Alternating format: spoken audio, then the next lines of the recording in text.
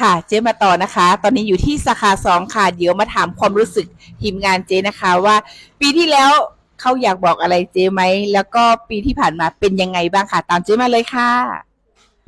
สวัสดีค่ะชื่ออะไรคะชื่อน้องนัดค่ะน้องนัทอยู่ตำแหน่งไหนคะเป็นผู้จัดการสาขา2ค่ะค่ะปีที่ผ่านมาเป็นยังไงบ้างคะรู้สึกดีค่ะที่ได้มาอยู่กับเจ๊นะคะแล้วยังไงดีใจค่ะที่ได้มาอยู่ตรงนี้นะคะ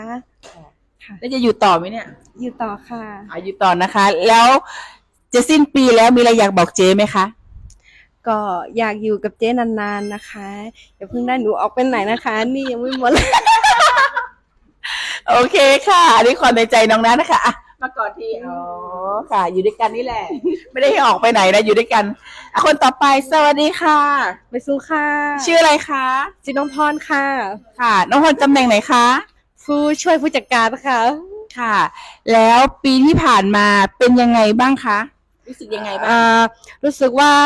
เป็นปีที่เต็มไปด้วยความจำและเรื่องราวที่ดีมากมายเยอะเลยค่ะแล้วจะสิ้นปีแล้วมีอะไรอยากบอกเจ๊ไหมคะ